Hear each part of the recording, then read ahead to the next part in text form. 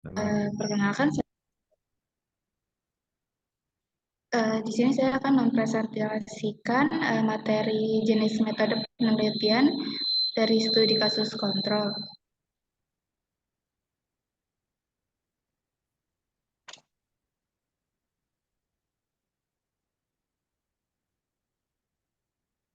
Pertama-tama ada definisinya, penelitian kasus kontrol termasuk desain penelitian observasional atau epidemiologi yang berusaha menentukan apakah suatu paparan atau faktor risiko berhubungan dengan penyakit.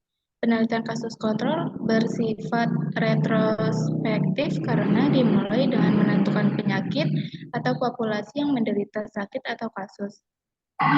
Kemudian subjek diobservasi apakah terpapar faktor etiologi dan dibandingkan dengan populasi yang tidak menderita sakit atau kontrol.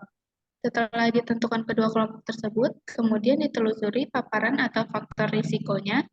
Jenis penelitian ini mempelajari paparan secara ke belakang dan digunakan pada penelitian yang mencari seberapa besar hubungan paparan mempengaruhi terjadinya penyakit. Pada kelompok kasus, kriteria harus jelas, sedangkan pada pemilihan kontrol sebaiknya berasal dari populasi yang sama dengan kasus. Penelitian kasus kontrol pada umumnya memiliki besar sampel lebih kecil, lebih hemat biaya, dan hemat waktu untuk mendapatkan hasil dibandingkan desain cohort. Meskipun level of evidence-nya lebih rendah, desain ini kurang sesuai pada penelitian yang bertujuan mencari prevalensi atau pada penyakit dengan paparan yang jarang. Selain itu, terdapat kemungkinan terjadinya bias seleksi dan informasi dalam jenis penelitian ini.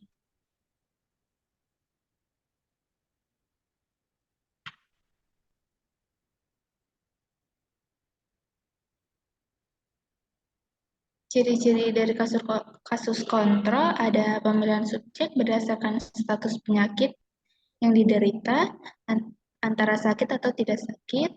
Yang kedua, melakukan pengamatan apakah subjek mempunyai riwayat terpapar faktor penelitian atau tidak, atau dengan perkataan lain saat studi penelitian dilakukan maka akibat atau efek masalah penyakit sudah terjadi.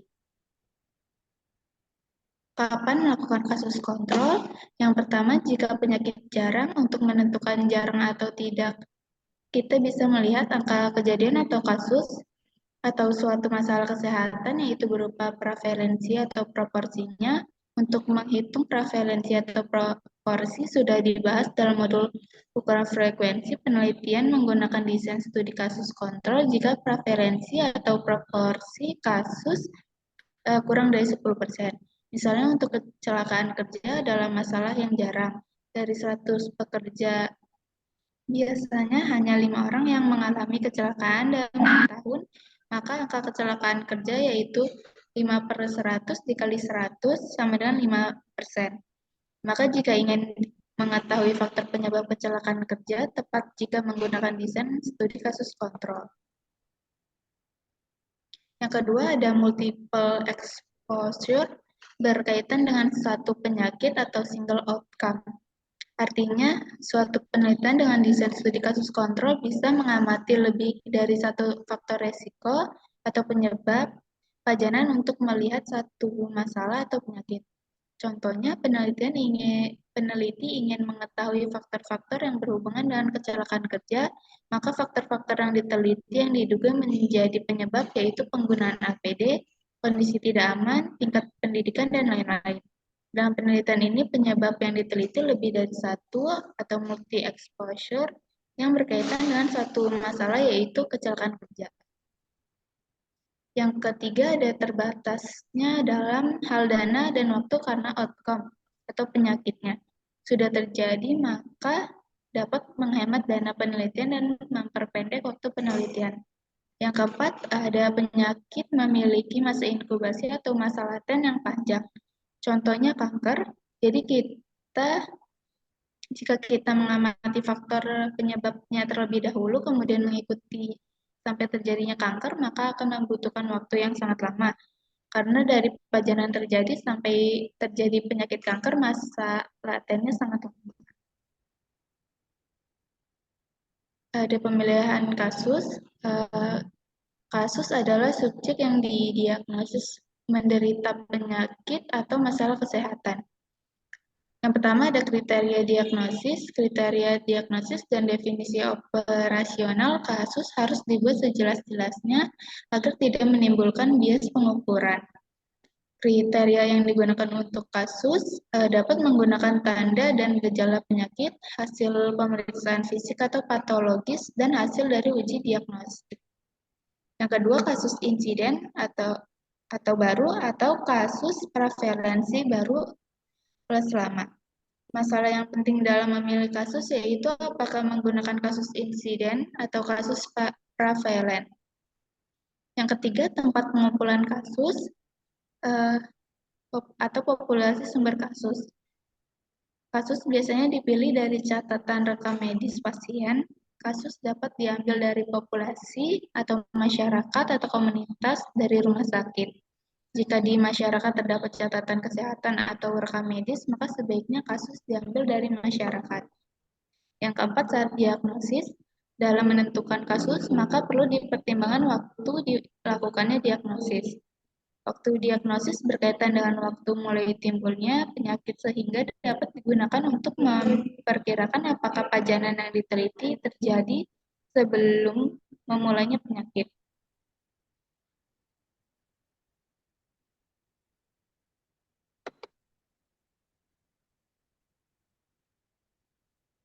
Pemilihan kontrol. Kontrol adalah subjek yang sehat atau sama sekali tidak sakit, atau bisa juga subjek yang sakit tetapi subjek tidak menderita masalah kesehatan atau sakit seperti kasus. Cara untuk memilih kontrol yang baik yaitu memilih kasus dan kontrol dari populasi yang sama. Kontrol harus dipilih dari populasi individu-individu yang memiliki karakteristik serupa dengan populasi asal kasus tetapi tidak berpenyakit yang diteliti. Kontrol harus berasal dari populasi yang sama dengan kasus agar risiko yang diteliti sama atau kontrol juga memungkinkan melakukan faktor risiko.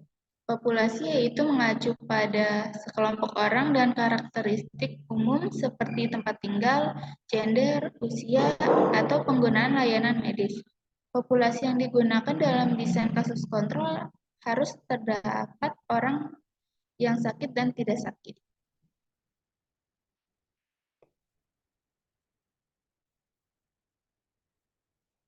Kelebihan kasus kontrol.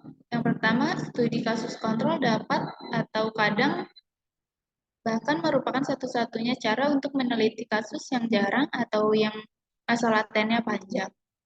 Yang kedua, hasil dapat diperoleh dengan cepat. Yang ketiga, biaya yang diperlukan relatif murah. Yang keempat, memerlukan subjek penelitian yang lebih sedikit.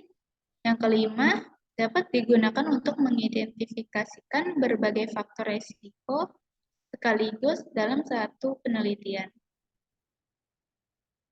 Kekurangan kasus kontrol. Yang pertama, data mengenai pajanan terhadap faktor risiko diperoleh dengan mengandalkan daya ingat atau rekam medis.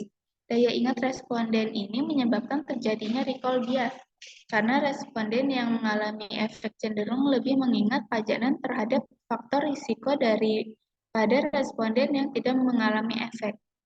Yang kedua, data sekunder. Dalam hal ini, rekam medis yang sering kali dipakai sebagai sumber data juga tidak begitu akurat.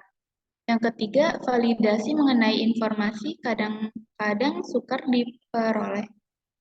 Yang keempat, data faktor resiko disimpulkan setelah penyakit terjadi sehingga data tidak lengkap dan sering terjadi penyimpangan. Yang kelima, oleh karena kasus maupun kontrol dipilih oleh peneliti, maka sukar untuk meyakinkan bahwa kedua kelompok tersebut benar sebanding dalam berbagai faktor eksternal dan sumber bias lainnya. Yang keenam, tidak dapat dipakai untuk menentukan angka insiden penyakit. Yang ketujuh, tidak dapat dipakai untuk menentukan lebih dari satu variabel dependen hanya berkaitan dengan satu penyakit atau efek. Tahap penelitian kasus kontrol. Yang pertama, dengan menentukan besar masalah yang diteliti, apakah jarang atau tidak. Jika jarang, maka dapat menggunakan desain penelitian kasus kontrol. Yang kedua, ketika menggunakan desain penelitian kasus kontrol, maka peneliti harus benar-benar mengetahui nama-nama yang menjadi kasus. Yang ketiga, menentukan definisi kasus dan kontrol. Yang keempat, menentukan populasi sumber kasus dan populasi sumber kontrol sesuai dengan masalah penelitian yang diteliti. Yang kelima, menentukan cara mengumpulkan data untuk faktor risiko maupun kasus atau kontrol. Contoh studi kasus kontrol, mencari masalah, apakah abortus berhubungan dengan risiko kejadian plasenta previa pada kehamilan berikutnya. Dari data terlihat bahwa kasus plasenta previa pada kehamilan berikut merupakan kasus yang jarang. Kasusnya adalah wanita melahirkan di RSCM dari 1 Januari 1996 sampai 31 Desember 1999 secara berdasar atas indikasi plasenta previa totalis yang dibuktikan dengan USG dan klinis pendarahan antepartum. Lalu kontrolnya yaitu wanita yang melahirkan dalam kurun waktu yang sama tanpa plasenta previa dan dipilih secara acak.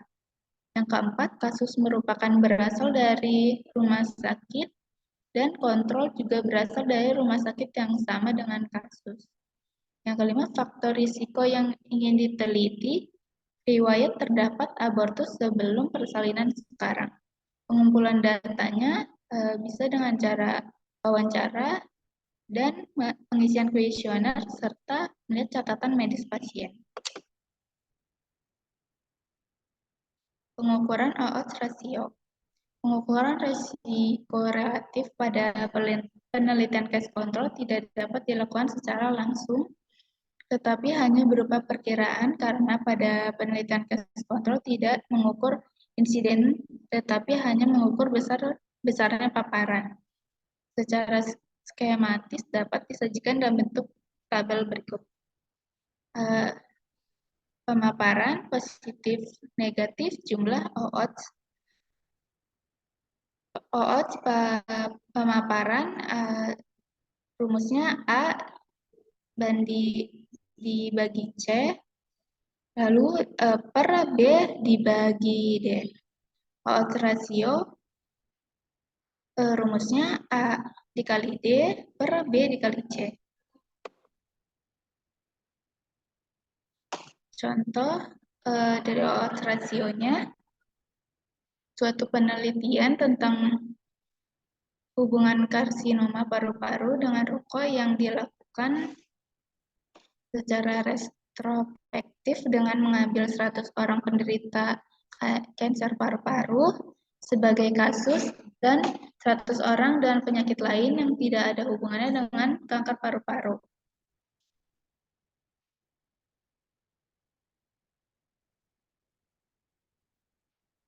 Sebagai kasus dari 100 orang yang penyakit lain yang tidak ada berhubungan dengan kanker paru-paru sebagai kelompok kontrol. Kedua kelompok disamakan berdasarkan umur, jenis kelamin, dan sosial ekonomi. Hasil yang diperoleh adalah pada kelompok kasus dengan 90 orang yang merokok, sedangkan pada kelompok kontrol terdapat 40 orang yang merokok. Rate pemaparan pada kelompok kasus 90/100 sama dengan 90%. Rate pemaparan pada kelompok kontrol 40/100 sama dengan 40%. Odds rasionya 90 dikali 60 per 40 dikali 10 sama dengan 500. 5.400 dibagi 500 sama dengan 10,8. Ini berarti bahwa diperkirakan risiko bagi perokok terkena karsinoma paru-paru adalah 10,8 kali lebih besar dibandingkan dengan bukan perokok. Sekian dari saya. Mohon maaf bila ada kekurangan. Wassalamualaikum warahmatullahi wabarakatuh. Oke. Tolong stop share biar saya ngeliat. wajah-wajahnya.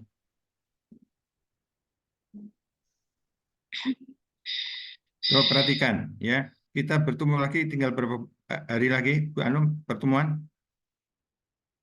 Ujian kapan? Halo? 9 Juli, Pak. 9 Juli. 9 Juli itu berarti tanggal minggu depan libur nggak coba?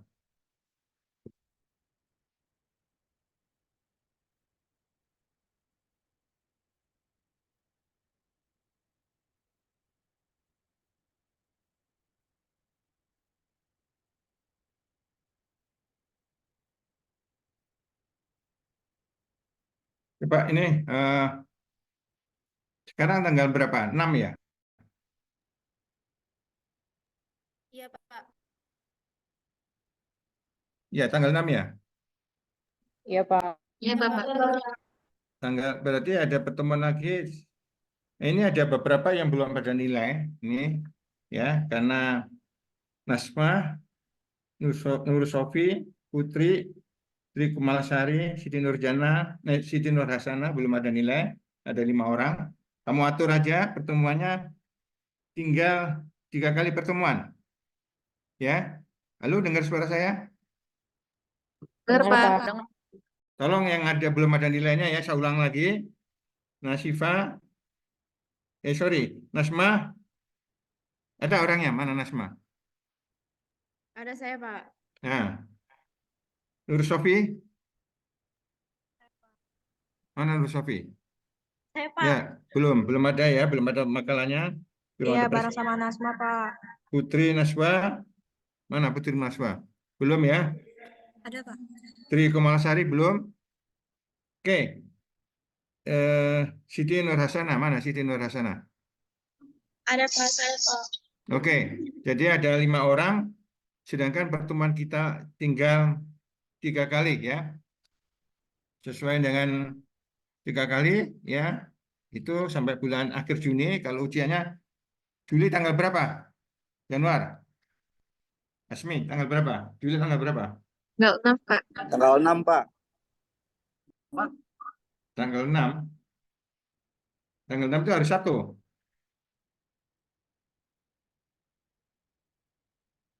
Ya, tolong.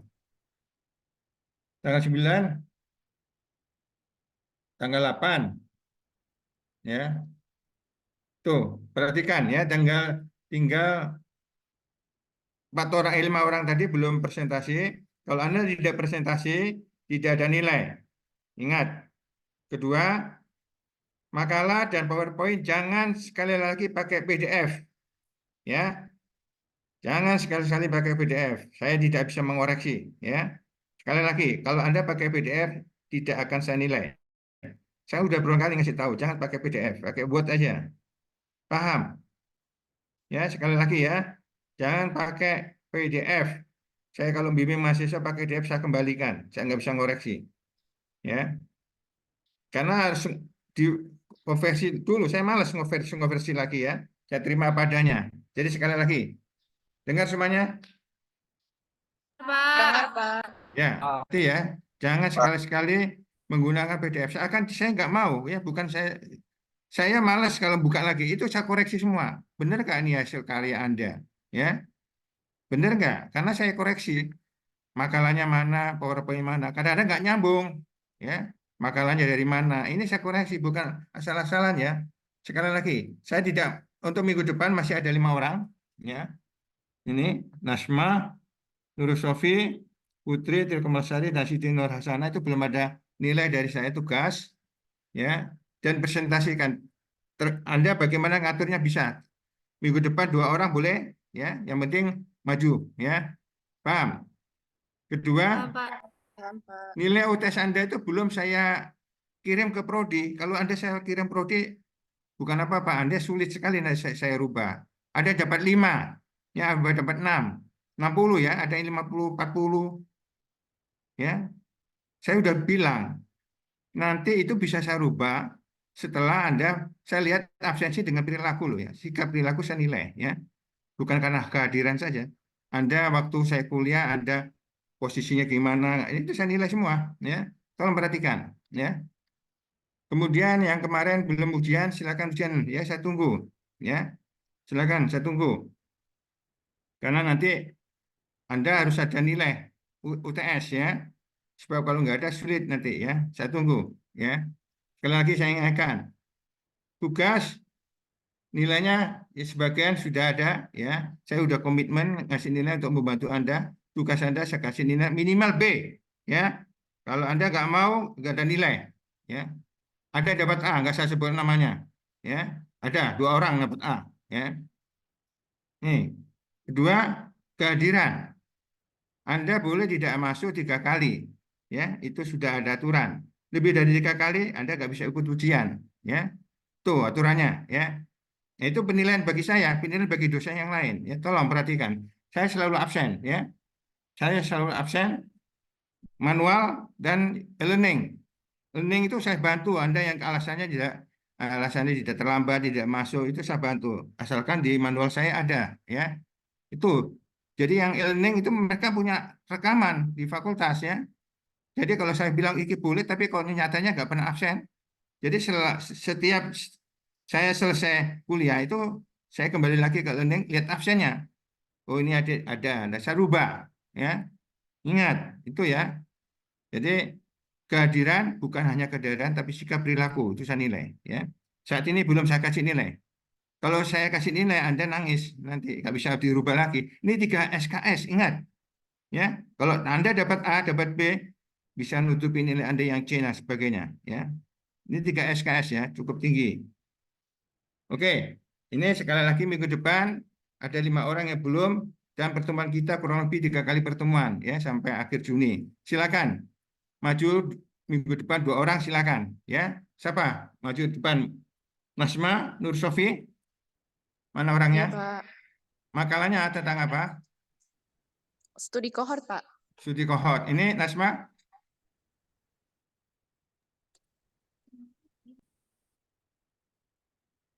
apa? Nasma berdua.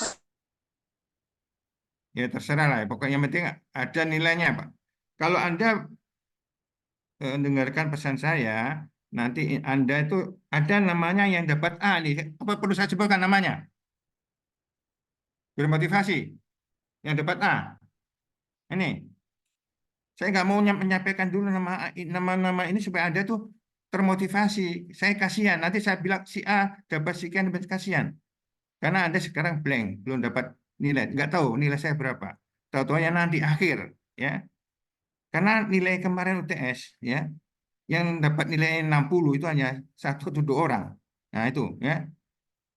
Oleh sebab itu belum saya masukkan nilainya ke prodi. Nanti kalau sudah masuk ke prodi, di save, ya, permanen, nggak bisa lagi saya rubah, harus izin, ya, paham? Tuh, saya kasih kesempatan, tolong, ya. Ini 3 SKS, ya. Saya ingatkan kembali lagi, UAS tidak ada multiple choice, nggak ada pilihan ganda, hitungan semua. Kemarin PR yang Anda kerjakan, walaupun Anda nggak kerjakan, silakan, yang penting bisa ujian, ya. Saya sudah memberikan, nggak ada yang konfirmasi ada beberapa orang, ya. Tolong, ya. Oke, kembali ke pertanyaan. Siapa yang nanya nih ke kuliahnya tadi ini? Siapa yang presentasi? Nasyifa, Pak. Ya, silakan, ada yang nanya. Nasifa, ya, Nasifa, Untas, ya. Sekarang Iya, Pak. pertanyaan saya, yang kemarin kan ini cash control sama cohort, ya. Anda harus tahu kuncinya, itu yang prinsip, yang tahu kuncinya, ya. Walaupun Anda sekali lagi tidak ada teori, ya, hanya apa eh, logika, ya, logika, ya. Sekarang supaya memudahkan Anda berpikir, kasus kontrol sama kohort itu kemarin sudah saya berikan, ya, walaupun nanti eh, dipresentasikan lagi, saya harapkan lebih tahu, ya, lebih tahu apa yang menjadi kunci kalau ini soal kasus kontrol dan ini soal kohort. Apa? Ayo.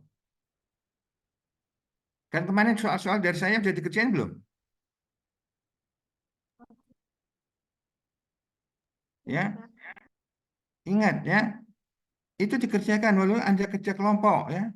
Saya itu kuliah dulu kerja kelompok di kampus sampai malam ya. Ngerjain kalau ujiannya kalau esai itu open book, silakan open book ya. Ya, saya kasih tantangan open book. Saya ngajar di Bogor juga open book. Ya, silakan. Makanya kalau Anda nggak punya catatan, nggak pernah latihan, wassalam. Ya, wassalam nggak bisa kerjakan. Sekali lagi, saya nggak bisa membantu ya. Kalau Anda nggak bisa membantu. Tolong. Anda tinggal beberapa hari lagi kuliah. Nanti habis itu liburan silakan buat jalan-jalan. Tapi kalau kalau ini tolong perhatikan. Nanti Anda nyesel nilainya jelek ya. Oke, kembali lagi cash control. Apa kuncinya? Kalau itu cash control.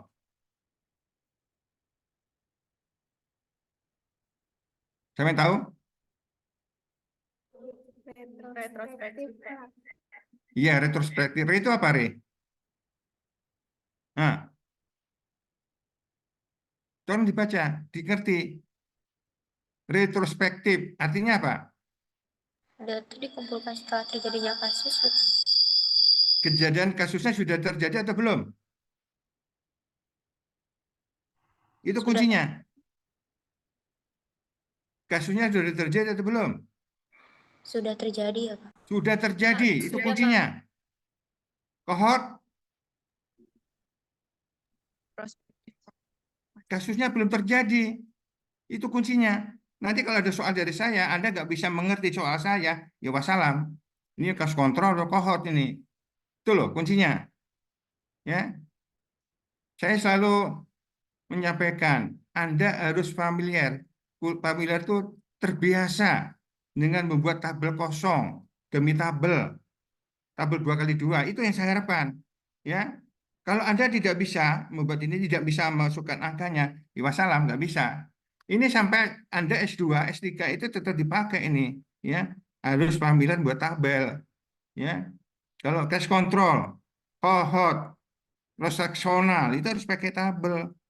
Ya, itu kuncinya. Rumus itu gampang kalau Anda sudah tahu, gampang.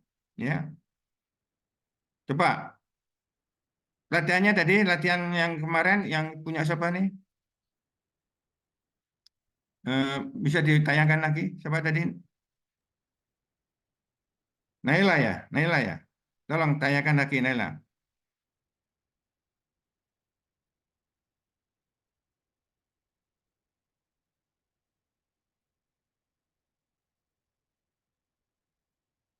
Halo? Atau saya dari saya aja kalau kelamaan. Iya, Pak.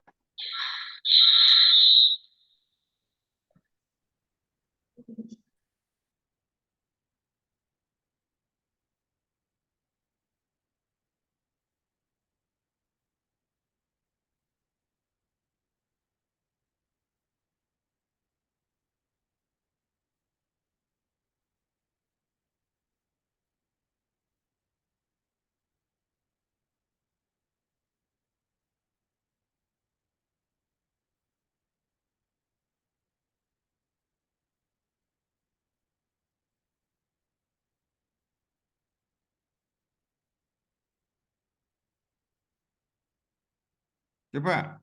Halo, dengar suara saya? Dengar Pak. Coba ini soal dari yang tadi. Ah, odd ratio. Dipahami ini. Ini odd ratio pakai rumus apa? Penelitian apa? Jenis penelitian apa?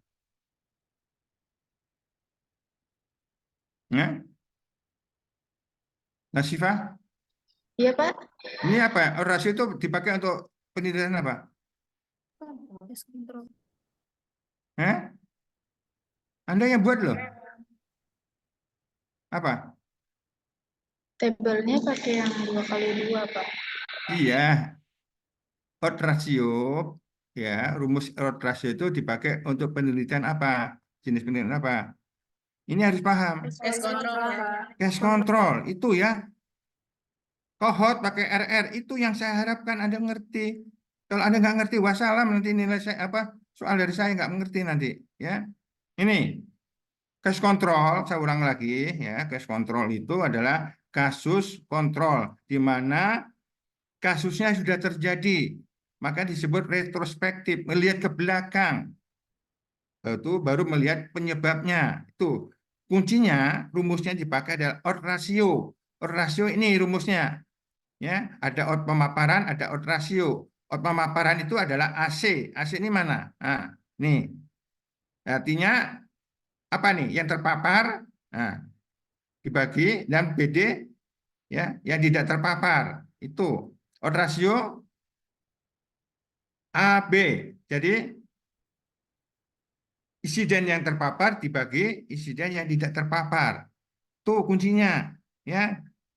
Nah, contohnya, ya, ini, ya saya ulangi ini biar paham, biar Anda itu biar paham. Saya kalau lihat anggarannya nggak jelas nanti bingung. Ini apa ini maksudnya? Coba. Nah, ini kalau perhatikan ya, saya nggak mau lagi. Kalau nggak perhatikan, saya lewat ya. Terserah Anda mau bisa atau tidak, ya. Ini apa nih? Ini kasus-kasus kenapa nih?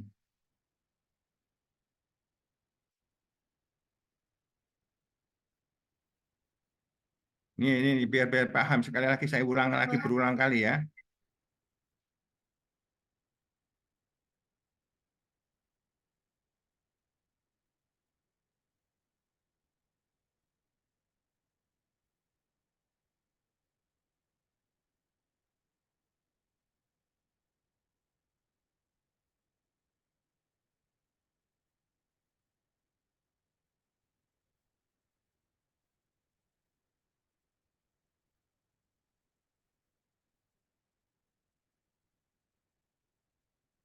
Oke, ini lihat perhatikan semuanya.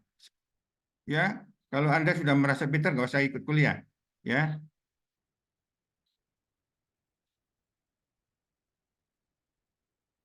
oke. Jadi soalnya yang kemarin, nih, coba. Ini kanker paru. Di mana posisinya kanker parunya? Sini ya. Yap.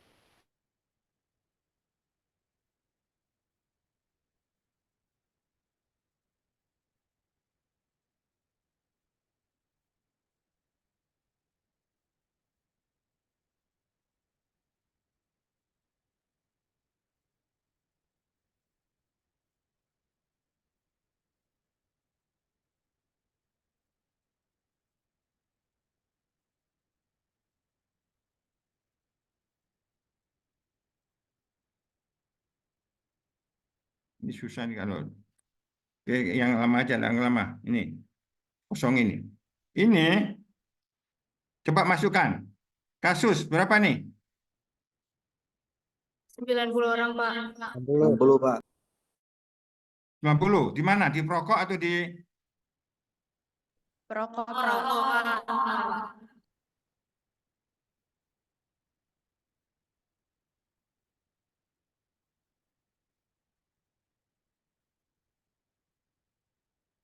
kemudian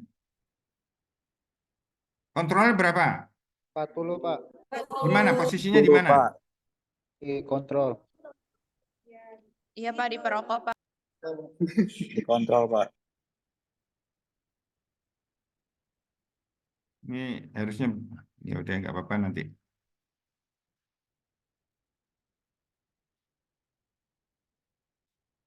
Ini berapa? 10, Pak. 10, Pak. Ini berapa? Oh, 60, Pak.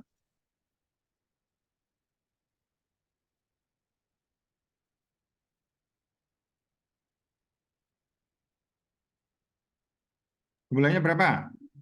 100. 100. Ini 100.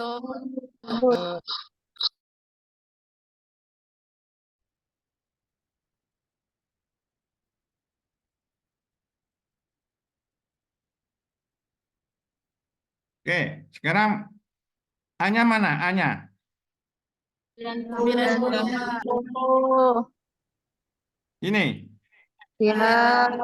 Anda harus familiar ya. Jangan anu ya. Nanti kalau Anda nggak bisa, Ini apa nih? B. D. Ini C. D, udah. Sekarang rumusnya apa? Rasio. A kali B per C kali D. A kali D. Oke ya. Paham ya? Ini harus familiar. Ya, sekali lagi harus familiar.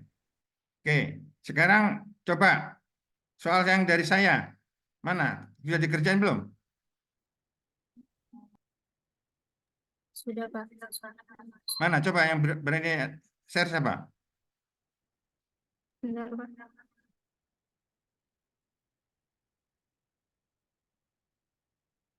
Ya, siapa yang mau bisa presentasi? Pak, ini saya dari yang hasil saya, Pak. Kenapa? Ya, Tri Kemala, coba disajikan.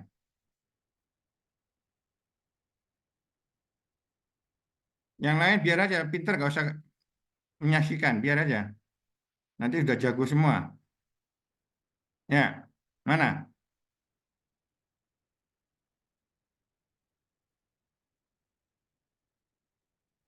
Oke, yang ini, ya.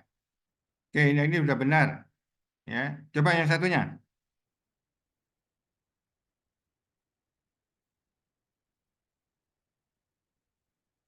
Ini, stop. Ini berapa totalnya? Oke, ya. Terus satu lagi.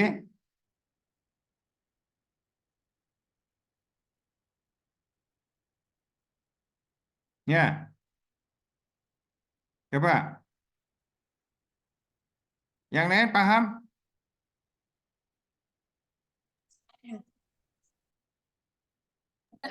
Paham, Pak.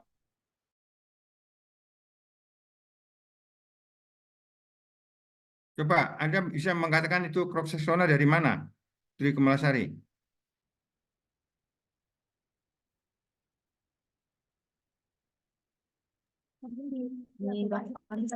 Karena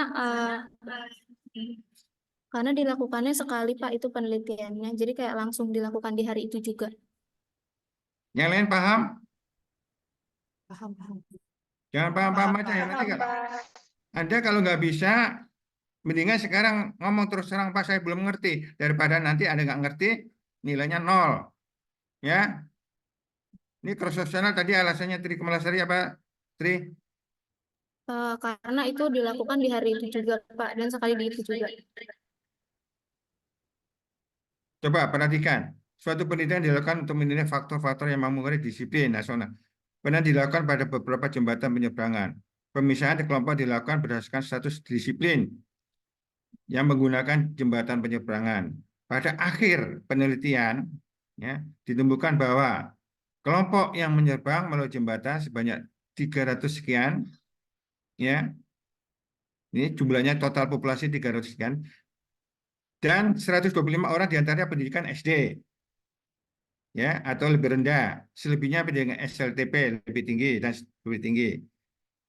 Sebaliknya, kelompok yang tidak menggunakan jembatan penyeberangan ditemukan sebanyak sekian, 900 orang, dan sebanyak ini diantaranya pendidikan SMP tinggi. Sekarang coba, ini benar nggak ini cross sectional? Yang lain, rumusnya apa? Coba,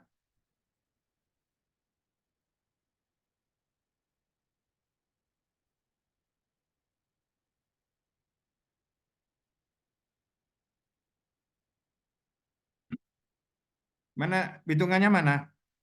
Tri Kemalasari? Belum? Di bawahnya, Pak, ini, Pak. Oh, di bawahnya. Ini, Pak.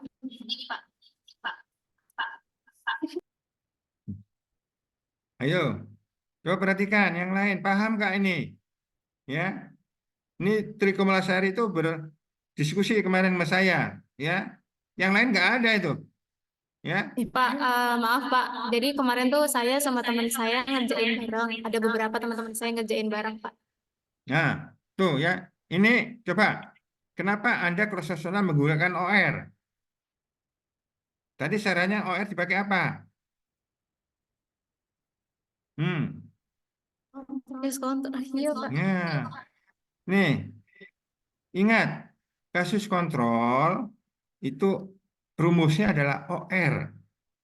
Cohort adalah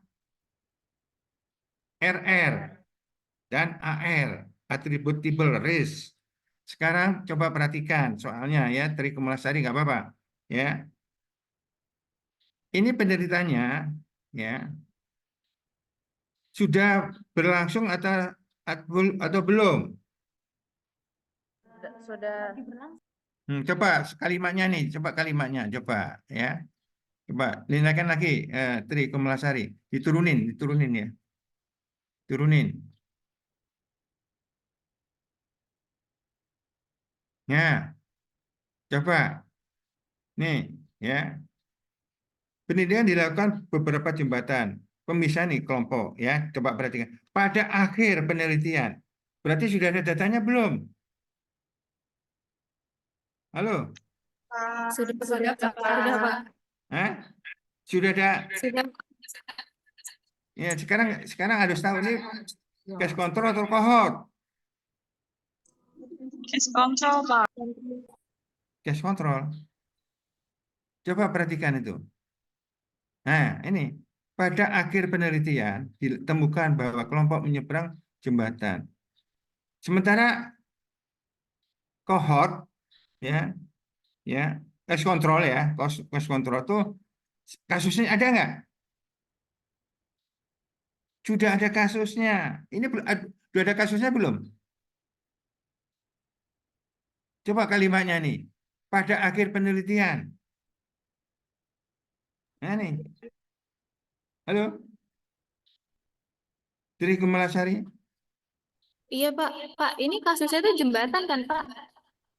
Iya, ini berarti kan Anda itu memisahkan dulu orangnya kan. Ini SD, ini SMP Mm-mm. kan gitu kan pendidikannya kan. Iya, Pak.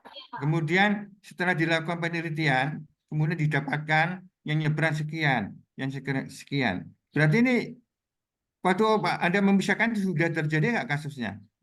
Sudah ada nggak datanya? Halo? Iya, Pak. Belum ada. Berarti Nah, cohort. Jadi PRR. Jadi ah, penelitian itu dilakukan harus untuk diperhatikan. mencari data ya. Nah, Iya, paham maksudnya? Paham, Pak. Ya, ini kan kamu baru memisahkan. Ini tambatan SD sekian orang, yang tambatan SMP sekian orang. Setelah hasil penelitiannya, ini kan pada akhir penelitian, perhatikan. Berarti Anda kan pada waktu misalkan belum tahu kan jumlahnya yang nyebrang atau nggak nyebrang, nggak tahu kan? Iya, Pada Pak. akhir penyeberangan ketemu bahwa sekian yang nggak nyebrang pendidikan ini kan gitu. Apa rumusnya? Oh, cohort ya. Oke, itu ya salah satunya ya. Oke, selanjutnya mana? Bawahnya. Nggak apa-apa, ini sudah bercoba. Ini apa nih? Ayo. Nah, ini.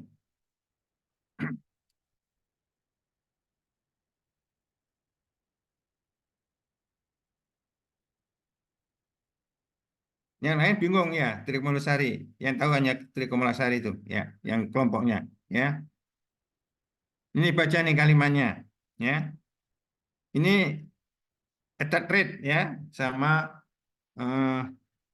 attack rate angka serangan ya. Oke. Yang lain paham ini?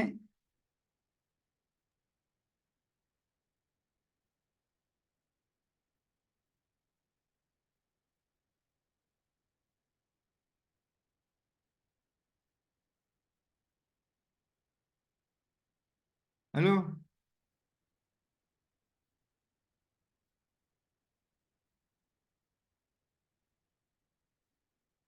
Ini tolong di share ke saya, Trikomolasari. Kirim Oh, ke iya, saya, Pak. ya. Iya, Pak. Nama-nama yang kelompok yang kerja ditulis, ya. Iya, baik, Pak. Ya, oke. Nanti saya kasih. Oke ya, itu dikerjakan ya. Oke, coba sekarang Di stop share Anda. Saya mau, oke. Nanti untuk soal yang berikutnya Anda harus kerjakan ya. Saya sekali lagi mengingatkan. Saya mengingatkan karena saya rasa kasihan nanti sayang ya kan dan nilainya jatuh. Ini 3 SKS sekali lagi. Kalau bagi mereka yang cuek, masa bodoh, ya silakan. Tapi Anda jangan terpengaruh. 3 SKS itu bobotnya besar. Kalau Anda dapat A itu 4, ya. 4 kali 3, 12. Ya tuh, 12 itu bisa nutupi nilai Anda yang CC itu. Ya, itu cara mencari nilai itu begitu. Ya, jadi ada SKS yang tinggi, kesempatan. Ya, harus dicari nilainya lebih tinggi. Ya, kalau asal saya udah membantu sekali nih komitmen ya, saya udah membantu. Anda buat makalah itu sudah saya kasih nilai B ya, minimal B supaya Anda itu terangkat ya nilainya. Tapi kalau Anda cuek, masa bodoh, ya saya juga cuek. Ya, cuek bukan saya nggak ada saudara dengan Anda, masa bodoh. Nah, ya, saya nggak seperti itu ya. Kalau Anda mau dibantu, ya harus begitu ya. Kedua, absensi, kehadiran ya, itu penting. Kehadiran bukan karena ini join aja lah. Pak Minato kan nggak ngelihat. Saya langsung saya monitor di kamera ya. Itu termasuk penilaian bagi saya. Ya, dosen juga waktu rapat itu semuanya begitu. Jadi kehadiran bukan karena hadir saja, sikap perilaku saya perhatikan. Ya, Anda absensi di e-learning, ya, tapi saya juga manual. Anda bilang, Pak, saya nggak bisa masuk. Tapi Anda waktu saya absen ada, kameranya ada. Itu saya rubah, ya, saya rubah di absennya, ya. Karena jangan sampai kalau udah di save, ya, langsung ke prodi, ya. Kalau saya bilang, karena prodi itu selalu minta berapa mahasiswa yang tidak boleh ikut ujian. Dasarnya absen lebih dari 3 kali. Nah, ya, tuh, itu ketentuannya, ya. Oke, ini tugas tolong dikerjakan kayak kemarin, ya. Tri Komalasari sudah berusaha untuk konsultasi dengan saya, sudah saya jawab ya. Oke, nanti tolong dikirim itu ya, Tri Komalasari hasilnya, ya. Iya, Nanti saya coba untuk tugas salah satu itu saya perhatikan ini ya. Yang ikut kerja ya. Ya, kalau nggak ikut kerja nggak usah masukkan ya. Oke, itu dari saya. Ada yang tanya? Untuk PR-PR dari saya, screening kemarin sudah dikerjain? sudah Terima Pak. kasih. Hah? Bisa? Sudah Pak. Bisa Mana? Pak. Coba, mana? Tugas mana? Coba di-share. Sebentar Pak.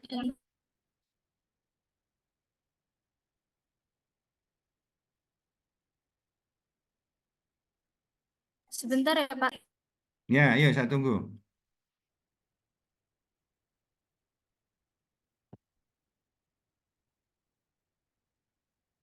Jadi minggu depan masih ada 3 kali pertemuan sampai akhir Juni. Jadi tolong yang belum presentasi boleh eh, makalah berdua, ya, itu yang untuk supaya mengejar ya.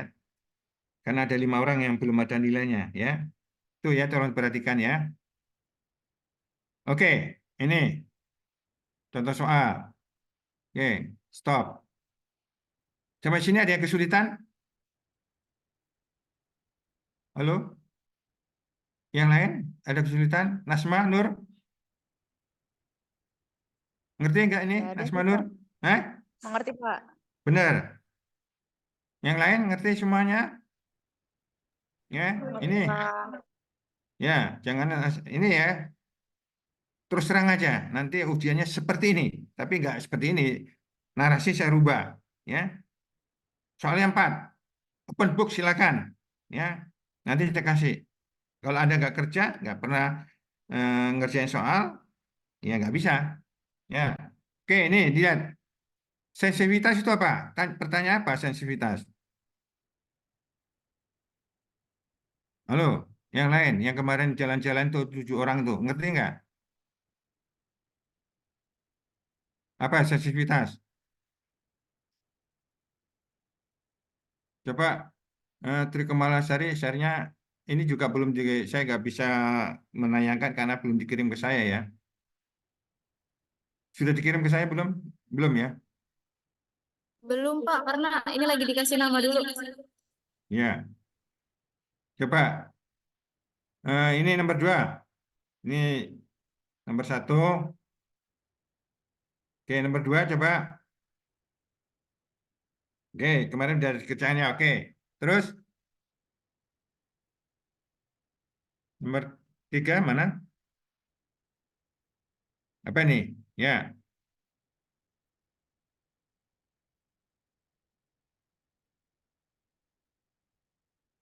Nah, yang lain paham?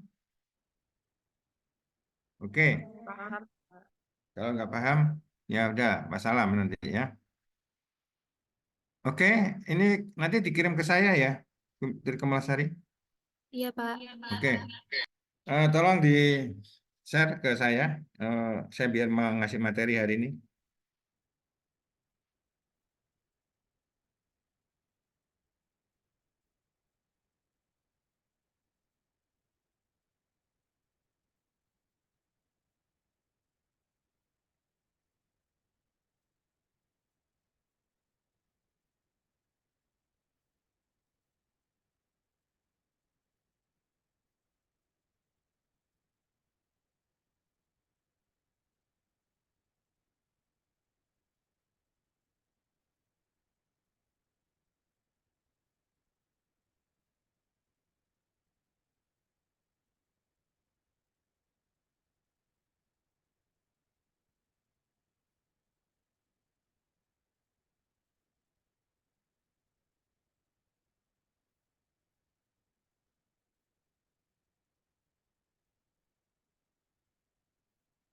Oke, sekarang surveillance ya.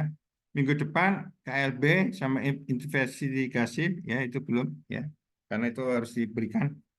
Oke, bisa lihat materinya belum?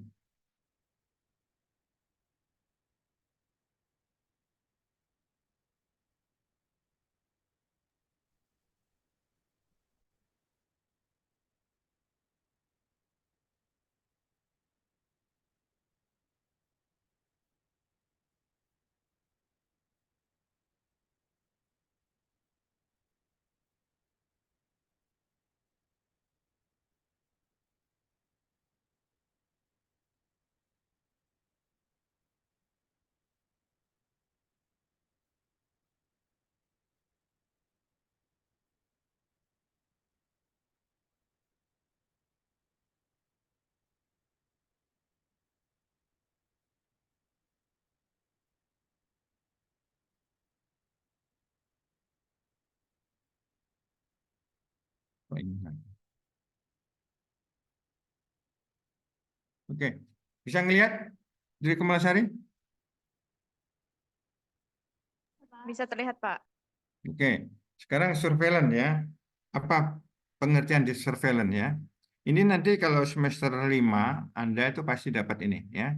Ya walaupun bukan saya yang ngajar, kalau dulu saya yang ngajar ya, tapi sekarang Urindo udah banyak dosen tapi mahasiswa sedikit ya.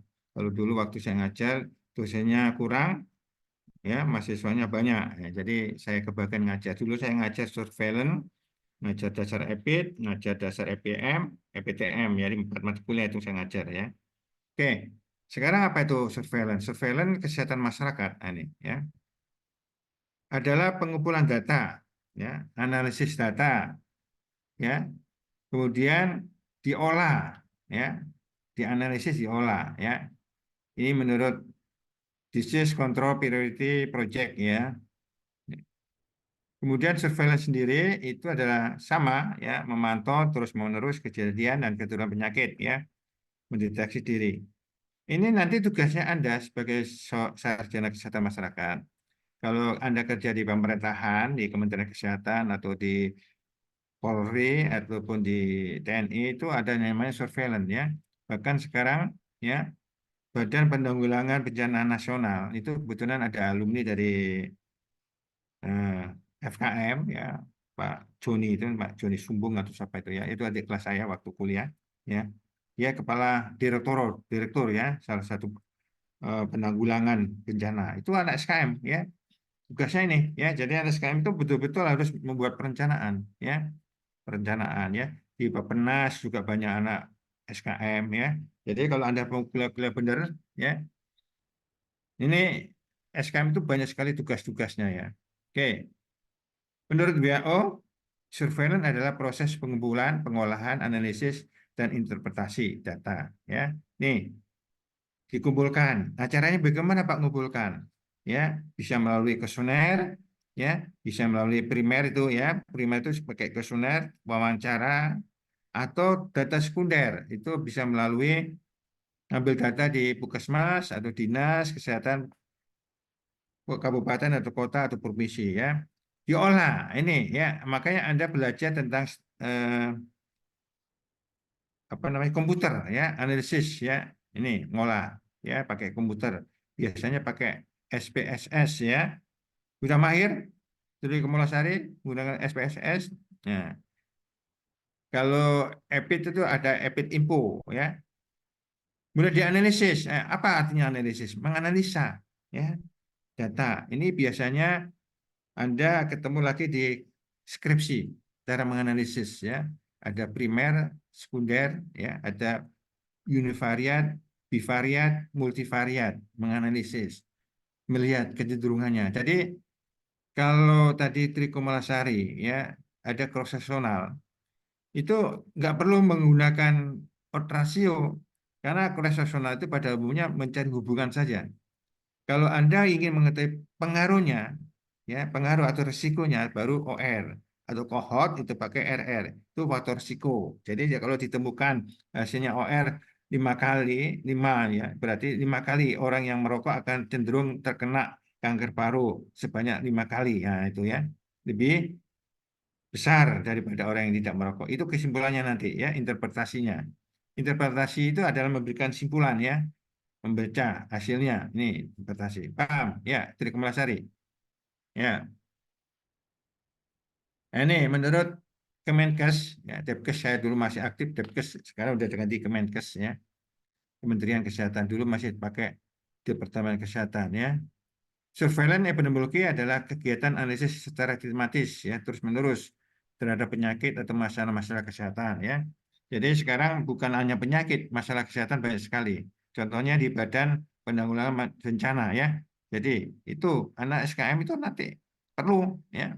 Misalnya contoh apa Pak fungsinya lulusan SKM di TNI Pak. TNI kan ada latihan perang. Ya. Kan sebagai orang SKM bagaimana itu? Ya, air minumnya, dapur makanannya kalau sampai keracunan bisa berabe itu ya. Itu. Nah, sekarang TKHI. Anak lulusan SKM itu TKHI bisa ya. Surveillance ya kesehatan haji selama 3 bulan di sana. Jadi orang yang lulusan SKM TKHI-nya adalah datang lebih awal yaitu kemudian pulang paling akhir karena setelah jamaah pulang semua baru kita pulang. Tapi jangan khawatir, selain dapat naik gaji, dapat uang saku, ya. Itu hanya anak-anak SKM, ya. Naik gaji gratis, ya. Dapat biaya lagi, uang sakunya dolar lagi, ya. Dolar itu, ya. Waktu itu rata-rata sampai 35 juta, 40 juta. Sekarang ya mungkin dolar sudah 16, waktu itu masih dolar masih 2.000, ya. Sekarang udah 16.000 ya per dolar. Bayangkan aja ya, Tri Kemlasari. Makanya harus belajar benar-benar ya, serius, ya. Kalau Anda masih punya kesempatan menjadi PNS, ya, yang lain, pertama jangan merokok, jangan minum alkohol, karena nanti Anda diperiksa kesehatannya itu penting ya. Oke, ini ruang lingkup, ya. Surveillance epidemiologi kesehatan. Pertama, surveillance penyakit menular. Nah ini, tugasnya di sana nanti di TKH itu juga begitu. Penyakit menular, penyakit tidak menular apa aja. Nah, ini banyak ya jemaah haji yang kena serangan jantung karena cuaca di Arab lebih panas ya, pada 40 derajat sekian ya, panas kena heat stroke. Nah, itu ya kasihan ya. Ini kita kita sebagai tenaga dokter itu sebetulnya hanya mengobati. Yang survei ya orang kesmas ya, itu ya. Oke, surveillance epidemiologi kesehatan, lingkungan. Nah, ini lingkungan tadi sudah disampaikan ya. Bencana alam. Apa itu kira-kira yang bisa dilakukan oleh SKM? Misalnya kalau bencana alam itu banyak sekali air minum yang tidak bisa dipakai, sumur banyak yang kena timpa lumpur dan sebagainya. Itu makanan, itu tugas kita, lingkungan, BAP. BAP itu kelihatannya sepele. Ya, orang kalau BAP-nya sembarangan ya penyakit nular banyak itu ya. bangkai-bangkai binatang yang itu bagaimana caranya? Itu tugas kita, ya. Oke, surveillance yang memiliki masalah kesehatan. Surveillance yang memiliki kesehatan matra. Matra itu ada udara, ada laut, ada darat. Jadi ini ya, itu semua dibelajarin ya. Ini pilot-pilot yang itu belajar Kesmas ya, diajarin oleh dosen Kesmas ya, sebagai dosen ajari bagaimana sanitasi di udara ya. Misalnya contoh BAB-nya di pesawat. Nah, itu ya, di kereta ya. Di kereta dulu kan cemplung ya. Ya, Tri Kemalasari kalau Anda naik kereta, pipisnya BAB-nya kan toiletnya ada nggak itu? Ada kan? Tapi itu kotorannya langsung nggak di tanah. Hmm. Ya, nah sekarang nggak boleh ya. Sekarang sudah Pak Jovan apa Jonas itu yang Ignatius Jonan ya waktu Menteri Perhubungan yang baru itu bagus dia merombak ya. Dulu nggak ada yang berani ya.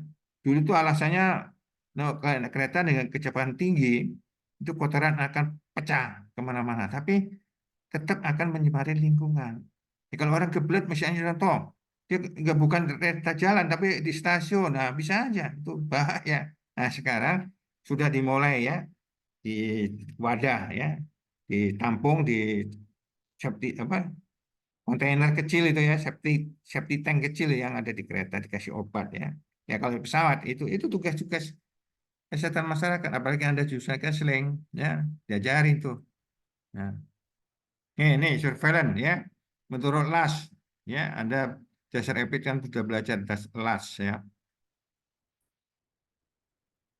Baik surveillance kesehatan masyarakat maupun surveillance peduli hakikatnya sama ya, yaitu menggunakan yang sama. Tujuannya adalah untuk mengendalikan masalah kesehatan masyarakat ya. Ini surveillance definisinya banyak ya, nanti Anda belajar sendiri ya. Nah, surveillance itu berbeda dengan pemantauan atau monitoring ya. Tuh, bedanya di mana, Pak? Hmm. Kalau monitoring ada merupakan saat hanya episode. Tapi kalau surveillance itu terus-menerus ya. Itu bedanya ya. Nah, biasanya teman-teman itu kalau melakukan surveillance itu tetap memonitor ya. Datanya dari daerah diminta terus-menerus. Apalagi ada kejadian luar biasa keracunan ya. Itu.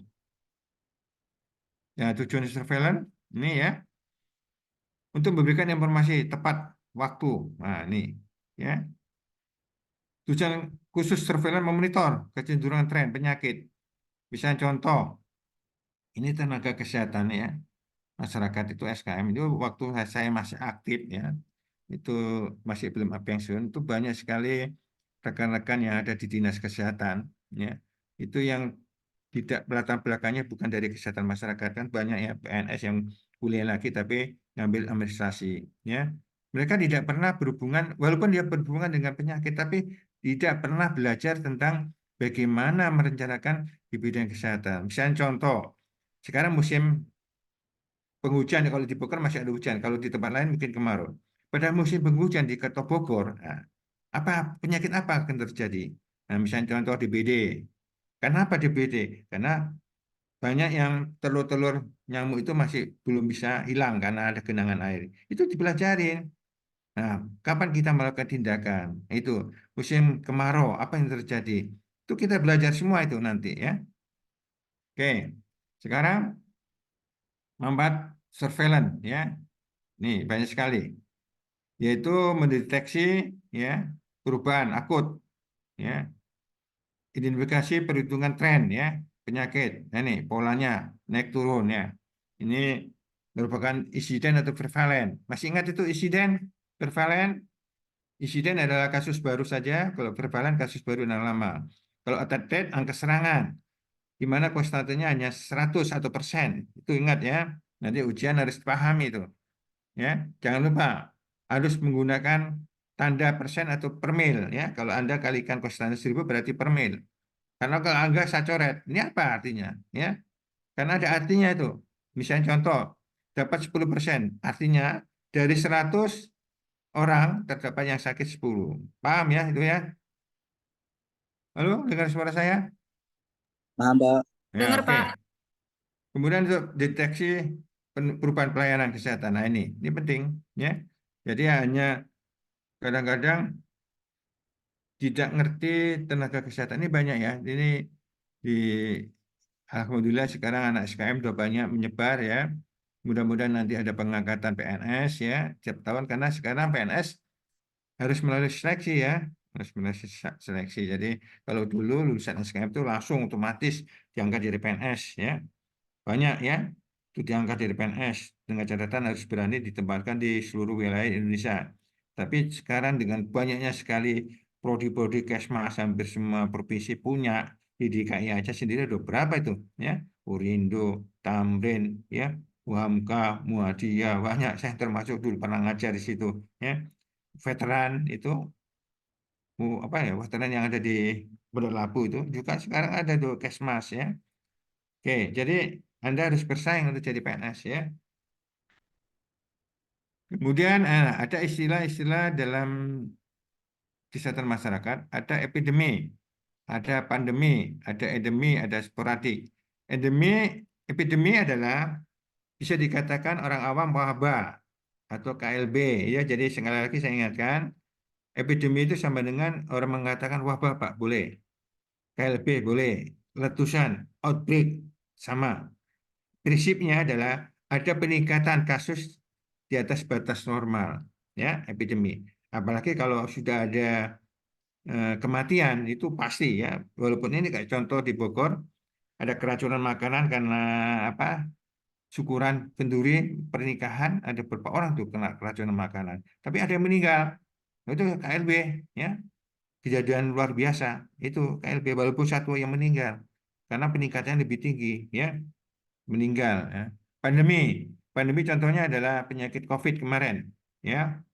COVID pandemi ya, seluruh negara terkena penyakit COVID ya, bukan dunia ya, negara. Dunia cuma satu ya, negara ya, dari Cina ya, Amerika, Inggris, wabah, Indonesia termasuk ya, itu kena COVID, itu pandemi namanya ya. Endemi.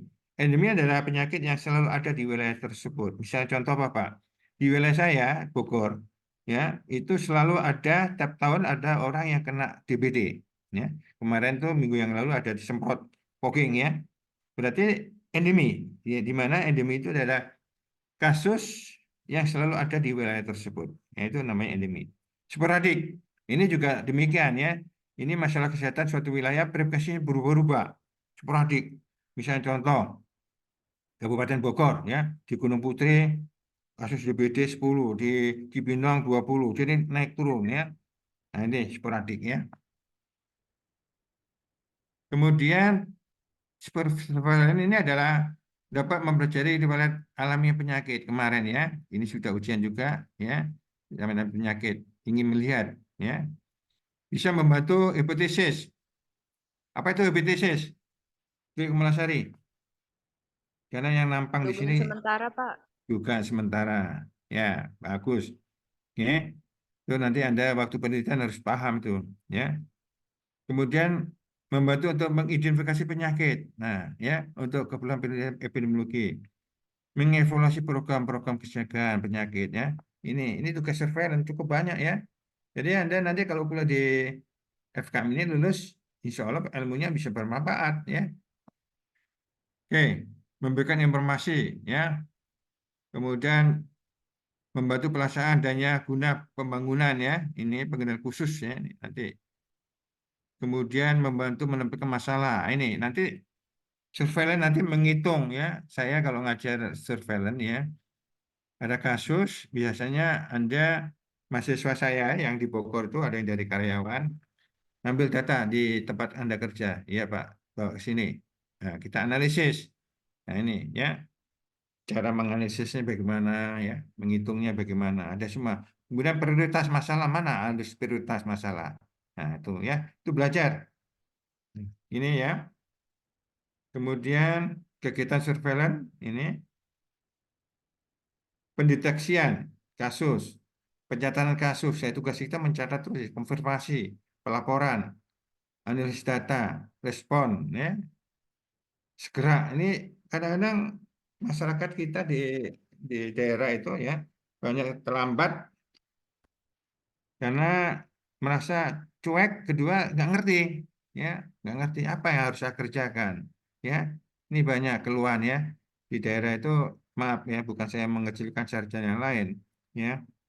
Jadi dia pegang tentang penyakit menular atau apa P2M, pembelajaran penyakit menular, tapi sarjananya bukan dari Kesmas ya, sarjana lain nggak ngerti ya. Banyak yang, misalnya contoh stunting ya, stunting itu adalah akibat kurang gizi yang kerdil itu, ternyata kasub seksinya, seksinya itu bukan dari SKM. Jadi apa yang harus saya kerjakan nggak ngerti ya. Tuh. Oke, ini alurnya pelaporan ya. Jadi ngambil data ya, dianalisis, berikan informasi, melakukan tindakan intervensi, perubahan yang diharapkan bagaimana. Ini tugas kita ya. Data itu bisa diambil dari puskesmas, rumah sakit, dokter praktek, atau komunitas kesehatan yang lain. Ini data ya. Ini sifat evaluasi. Evaluasi ada penilaian ya. Ini sifatnya adalah sederhana, simple, fleksibel, luas ya. Acceptability, mudah diterima, sensitivity, sensitif ya, artinya mudah ya, mudah sensitif ya. Ya, jadi kalau ada laporan ya segera kita merasakan empati. Bagaimana kalau menderitanya orang itu kita merasakan, ini empati ya, si sensitif ya. Prediktif ya, representatif, terwakili, tepat waktu, timeless ya. Ini simility ini, simpel ini ya. Bisa dibaca nanti ya. Fleksibilitas ini ya. Jadi harus ya ini. Nanti bisa dibaca ya, sensitivitas ya. Jadi banyak nih keterangannya ya. Oke. Nah, kemudian tipe surveillance, ada surveillance pasif, artinya kita menunggu saja, biasanya orang pusat ya. Orang pusat itu yang ya, sekarang ibu kota kan masih di Jakarta ya. Di Jakarta itu ada namanya Direktorat Jenderal Pemberantasan Penyakit Menular ya. Itu isinya orang-orang SKM semua ya, dokter yang berlatar belakang MKes ya. Tuh ya. Minta data ke daerah provinsi. Nah, itu ya, itu pasif. Tapi kalau aktif, tenaga pusat yang datang ke daerah ya, atau Anda yang di provinsi datang ke puskesmas ya, ke desa ya, kecamatan ya, melihat datanya nggak langsung. Jadi tenaga kesehatan itu banyak sekali tugasnya ya. Enak tugasnya jalan-jalan ya ke Melasari, dapat duit lagi ya. Jadi, tapi dengan catatan harus Anda betul-betul serius kuliahnya ya. Kemudian ada yang namanya Sentinel ya, ini mengumpulkan data satu wilayah ya, Sentinel. Nah, ini tujuannya. Oke, itu dari saya. Ada yang mau tanya? Ya, itu Januar Iksan lagi ngapain tuh?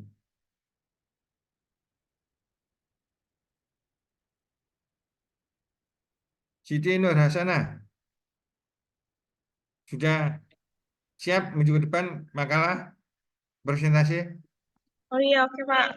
Baik Pak.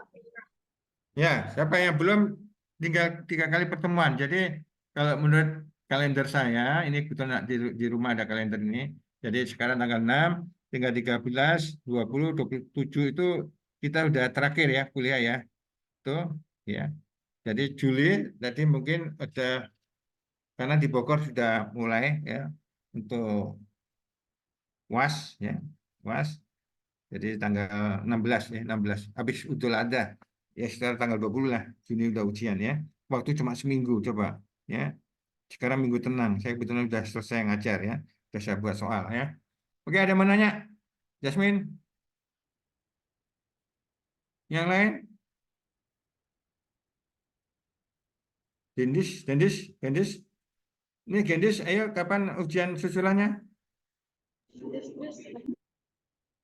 Halo Gendis, Ya, Bapak. segera lapor ke fakultas minta ujian Iya. susulan. Ya, karena sebelum nilainya masuk ya. Nanti syarat utama kan ada UTS ya. Tolong ya, minta ujian. Nanya, siapa nanya lagi? Asmi. Itu soal-soal dikerjakan ya. Dikerjakan. Ya, sekali lagi saya ingatkan, dikerjakan. Nanti yang Siti Kumulasari, tolong tugasnya yang dikerjakan, dikumpulin ke saya, boleh? Ya. Ya. Tuh. Kalau namanya yang mahasiswa nggak ikut diskusi, nggak usah dimasukkan.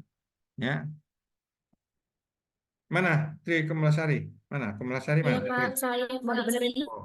Kalau pindah-pindah tadi di tengah, sekarang di pinggir kanan. Ya, udah. Ini, ya. Cukup? Dimas, Pak. Erlangga? Woi, Iya, Pak. Mas. Ini Dimasnya kok? Ini yang ingin jawab aku. Dimas yang lagi ngapain ini? Ada, Pak. Nah, Ada, Pak. nah, kamu udah bisa ngerti ini soal-soal? Lumayan, Pak. Nah, lumayan ya. Nanti asal pokoknya saya sudah menyampaikan harus kerjakan ya. Jadi minggu depan kita tetap yang presentasi ya, presentasi karena itu sudah suatu kewajiban untuk ngumpulin apa tugas harus dipresentasikan ya. Walaupun materi sudah saya berikan, mungkin Anda lebih mahir ya, nggak apa-apa ya. Oke, cukup. Ada lagi? Desma?